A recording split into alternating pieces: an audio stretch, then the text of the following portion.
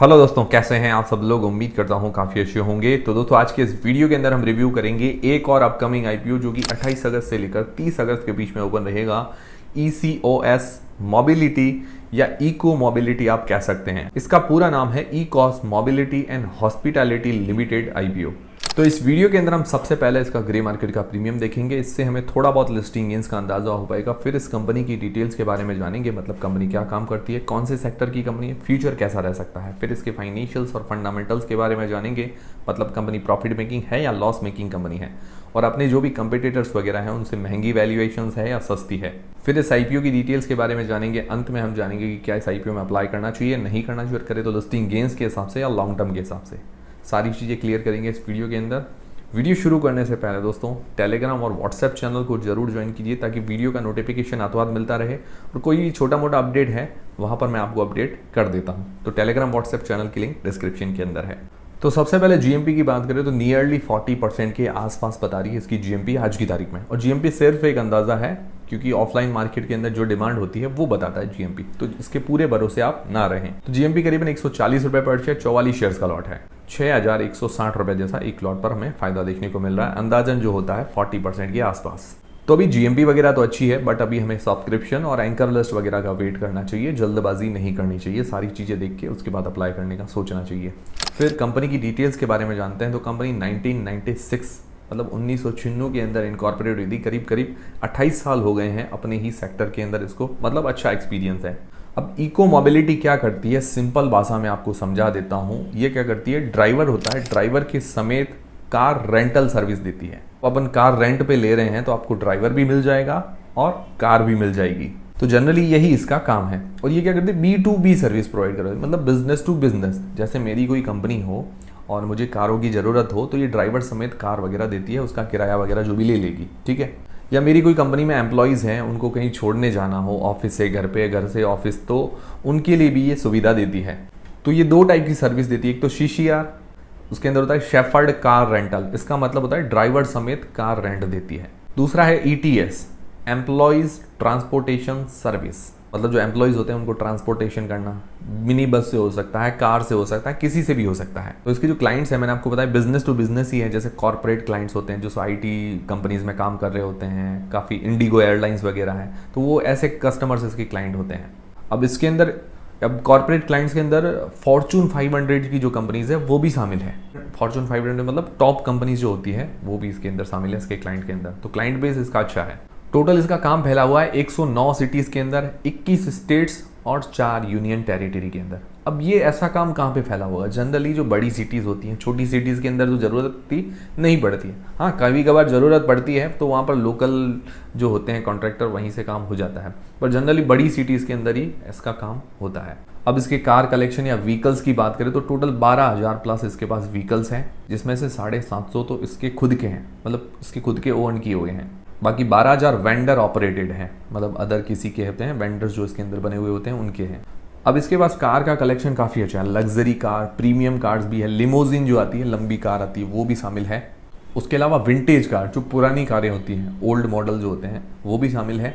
उसके अलावा mini buses है, मिनी वैन है, और बसेस है, बड़ी बसेस जो होती हैं, वो सारी चीज़ें शामिल है। एम्प्लॉयज़ देखिए, बड़ी बड़ी जो फैक्ट्रीज होती हैं वहाँ पर एम्प्लॉयज़ कैसे आते हैं, एक साथ काफ़ी होते हैं, तो बसेस की भी ज़रूरत पड़ती है। तो वो सारी चीज़ें ये सर्विस प्रोवाइड करवाती है।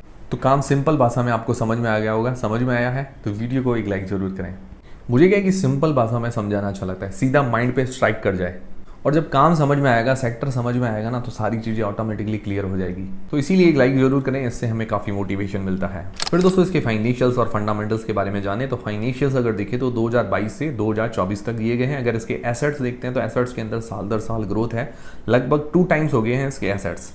रेवेन्यू की बात करें तो रेवेन्यू के अंदर भी काफ़ी अच्छी ग्रोथ है। 151 करोड़ से 568 करोड़ रुपए इसका रेवेन्यू हुआ है। रेवेन्यू के अंदर लगभग 3.5 टाइम्स की ग्रोथ है, 3.5 गुना, काफ़ी अच्छी बात है। प्रॉफिट के अंदर भी काफ़ी अच्छी ग्रोथ है, साल दर साल 9.87 करोड़ से लगभग 62 करोड़ रुपए के आसपास हुआ है। लगभग अगर बात करें तो 6 गुना से ऊपर की ग्रोथ है, 6 टाइम से ऊपर। और इसका प्रॉफिट मार्जिन अभी अगर निकालते हैं तो 11% के आसपास निकल कर आता है, जो कि काफ़ी अच्छी बात है। मुझे लगता है 10% से ऊपर भी है। बाकी नेट वर्थ इसकी बड़ी है, इसके हाथ में रिजर्व कैश 165 करोड़ रुपए के हैं। और उसके बाद डेट मतलब उधारी जो बोरोइंग्स कह सकते हैं 21 करोड़ रुपए की है। तो अगर इसका एनुअल प्रॉफिट देखें 62 करोड़ रुपए के आसपास, रिजर्व कैश देखें तो 165 करोड़ रुपए के, तो उस हिसाब से अपना ये डेट आराम से पे कर सकती है, इतनी कैपेसिटी है इसकी। तो हम इसको ऑलमोस्ट डेट फ्री कंपनी मान सकते हैं। बट हाँ, अभी डेट है, पूरी तरह से पे नहीं किया है, तो इसका डेट टू इक्विटी रेशियो 0.12 का है, जो कि नॉर्मल है। तो फाइनेंशियली देखें तो स्ट्रॉन्ग कंपनी ये नजर आ रही है।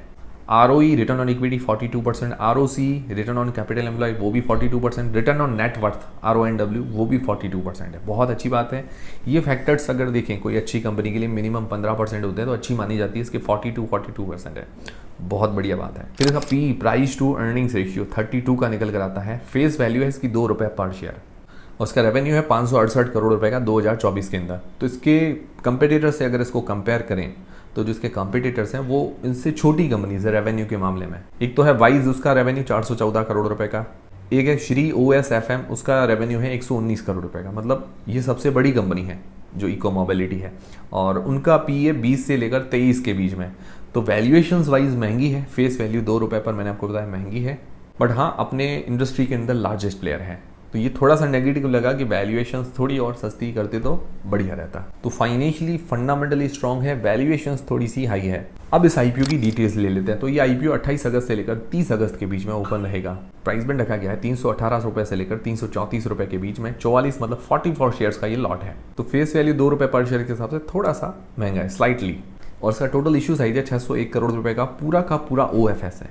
ये पूरा OFS लाए, चलो ठीक है, कंपनी को देखते हुए लग रहा है कि कंपनी को पैसे की ज़रूरत ज़्यादा नहीं है, बट थोड़ा फ्रेश इशू लेके आते तो क्या करते कि भाई अपनी और कोई नई कार का कलेक्शन है या कोई बसेस वगैरह बाय करनी तो वो कर सकते थे, या कंपनी की ग्रोथ में थोड़ा बहुत पैसा काम में ले सकते। तो मुझे लगता है अच्छी बात होती थोड़ा बहुत फ्रेश इशू लेके आते।